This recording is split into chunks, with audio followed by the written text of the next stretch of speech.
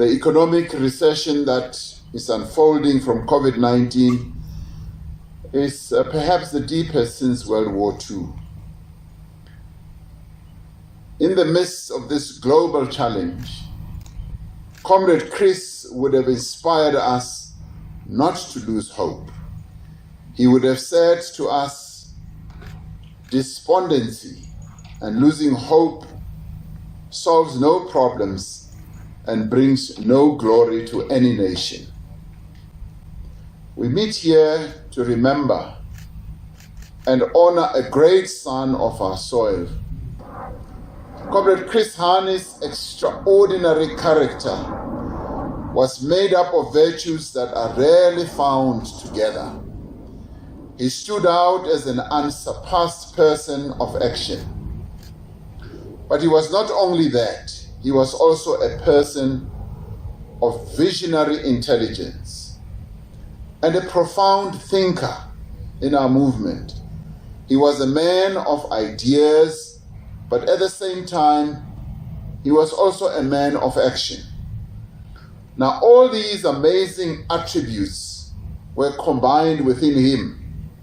He was a person of total integrity and a person of a high sense of humor, of absolute sincerity, a person in whose conduct not one stain could be found. He was a leader who put the interests of the people above his own. He put the interests of the organizations that he belonged to above his own. He thought more about what are the interests of our people and what are the interests of the organization. The ANC, Umkhonto weSizwe, and the SACP. He did not allow himself to be captured by other interests. If Comrade Chris was ever captured, he was only captured by the African National Congress, Umkhonto weSizwe, and the SACP. Those were the only organizations that captured him. He put the well-being and the safety of the people before his own. We think of his conduct in relation to his commitment to the struggle, and that he was a most extraordinary human being, able to unite his personality, not only the characteristics of the man of action, but also the man of ideas, as to be counted amongst the best our movement has produced. Such great attributes which his movement instilled and bestowed on him are rarely found. He was molded and almost perfected, because there's no one who is perfect, by the ANC and his party, the SACP. Now, as we gather here, we recall with great anguish and great sorrow the horrific act of racial hatred that ended his life on the eve of our freedom. For the masses of our people, this was the darkest moment before our democratic dawn. The heart of the nation had been pierced and it had been ripped apart. The country was bleeding following his cruel assassination. And his assassination reverberated and resounded throughout the world, not in our country only. Wallace and Darby Lewis insisted that they had hoped the assassination would so destabilize the negotiations that were ongoing and shut our path to freedom. What stopped our country from descending into civil war after Comrade Chris's assassination was the manner in which the ANC leadership gave leadership to the country and the way in which Comrade Madiba addressed the nation at a most trying and dangerous hour. Madiba said as he addressed us, "Today an unforgivable crime has been committed. A white man full of prejudice and hate came to our country and committed a deed so foul that our whole nation now teeters on the brink of disaster." He continued to say, "A white woman of Afrikaner origin risked her life so that we may know and bring to justice the assassin. Our decisions and action will determine whether we use our pain, our grief, and our outrage to move forward to what is the only lasting solution to our country, an elected government of the people and for the people. And we must not let the man who worships war and those who lust after blood precipitate actions that will plunge our country into the precipice." Comrade Chris, in many ways and in many respects, embodied the finest traditions of our revolutionary alliance, which brings together the ANC, the party, and COSATU. But what are these traditions that are so well embodied in the life of Comrade Chris Hani? They are the traditions of unity, traditions of forever seeking to renew his organization, the African National Congress, traditions of integrity, honesty, service to the people.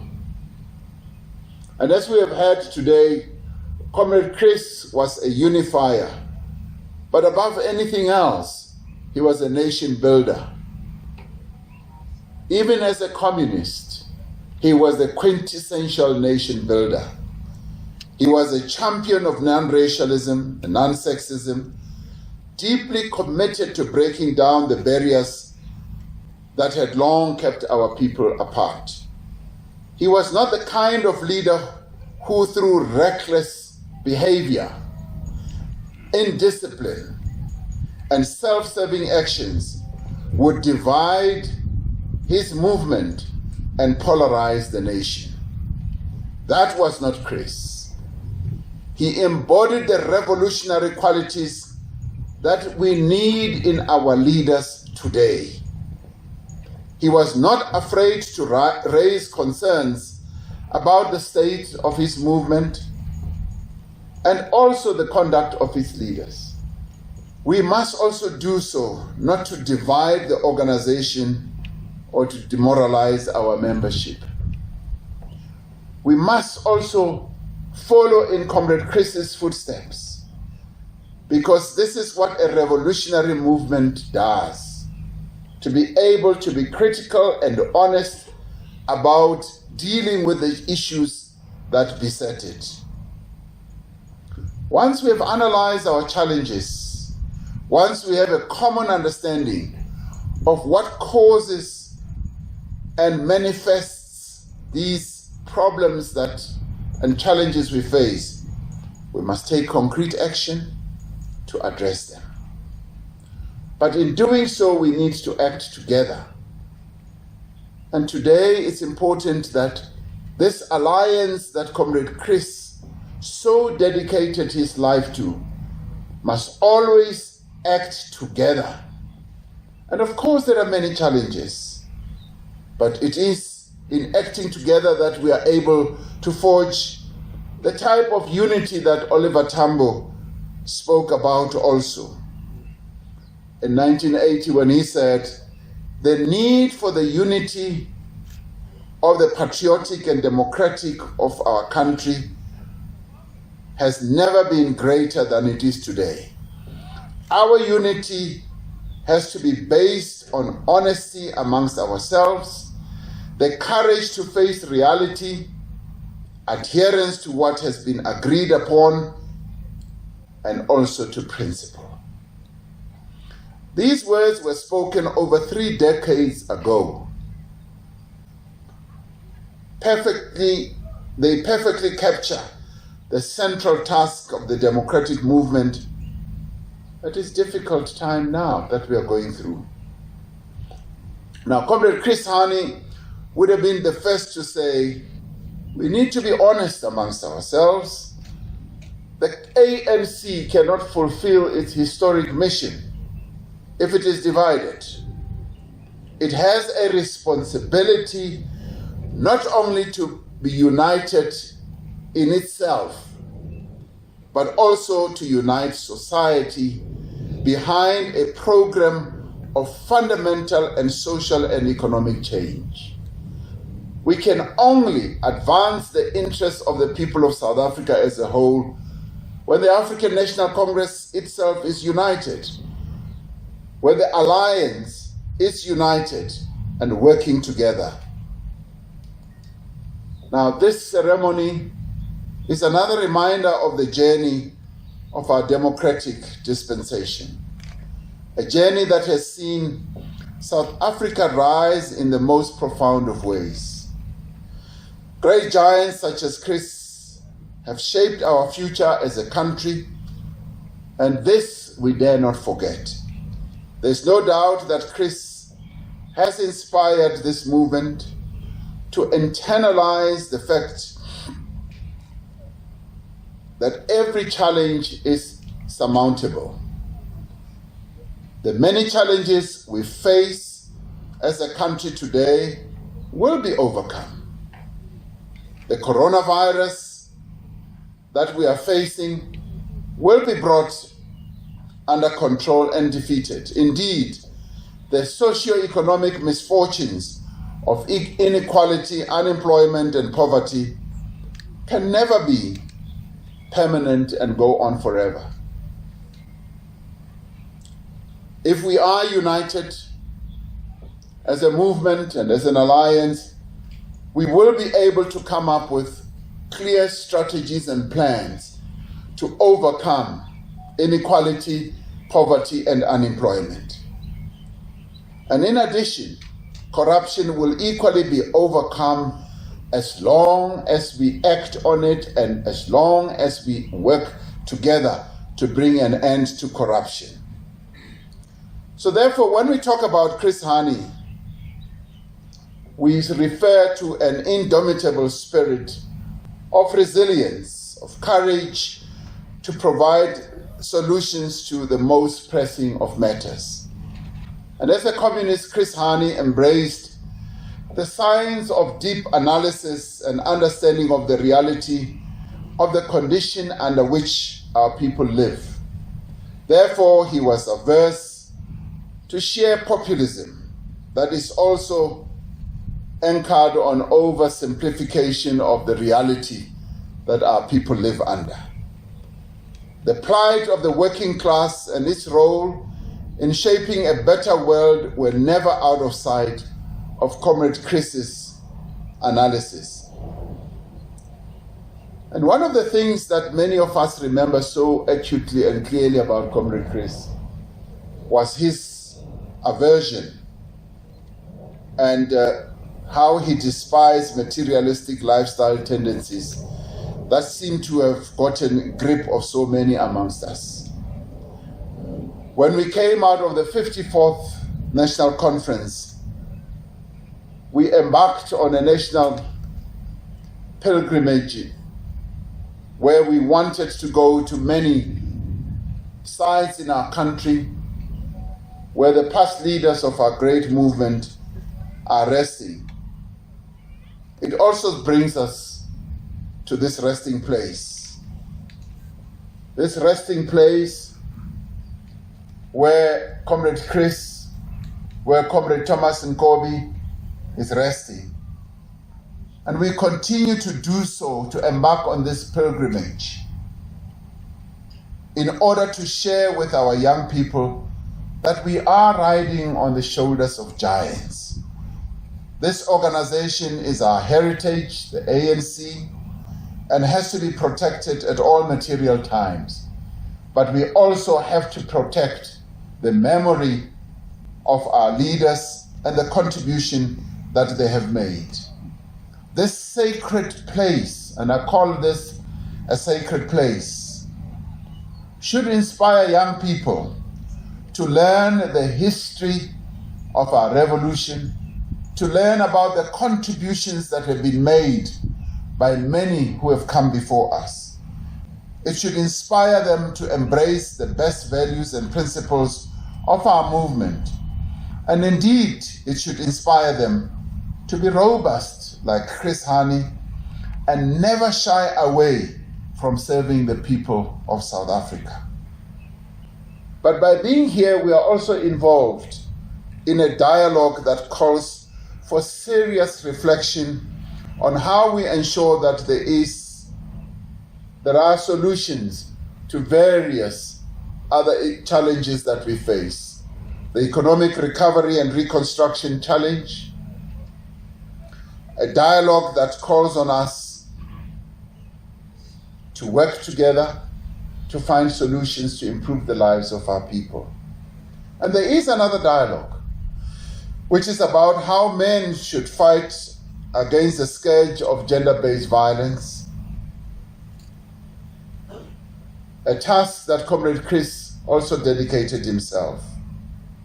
And when we invoke the names of Chris Hani and Umama Charlotte Magoke, we are engaged in these types of dialogues. And we are also engaged, as I said earlier, in also inspiring the young people of our country that they should emulate these great leaders of our struggle and learn from them. But more importantly, that we who are still around should see how best we emulate them and follow in their footsteps. It is a dialogue that we must get involved in, all of us. At a time like this, Comrade Chris Hani would have said to us, our freedom is priceless. We should jealously guard it for the sake of our children and the future generations to come.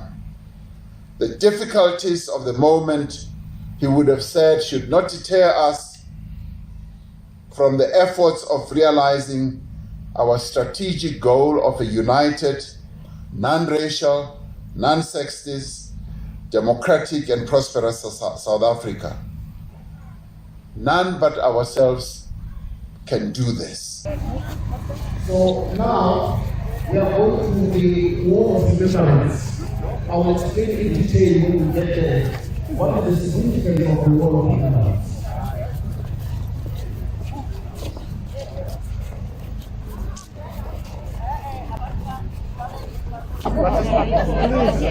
Well,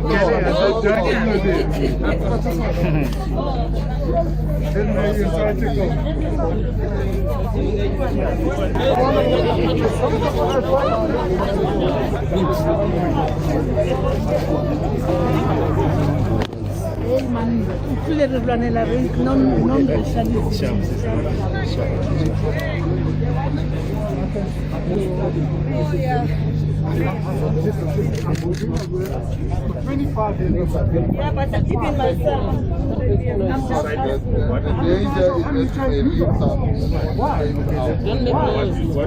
What we have. If you let other guys go, why We can't can let long process. All those people, there are those who are very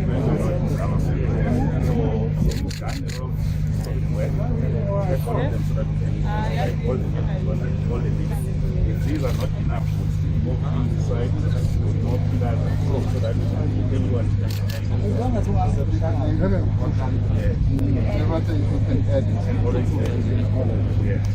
So what are you going to do? Put the name and some description or just the name? put the name. No, you can't have the whole. But we have a commission when we come back. One commission the research so that we can write a book about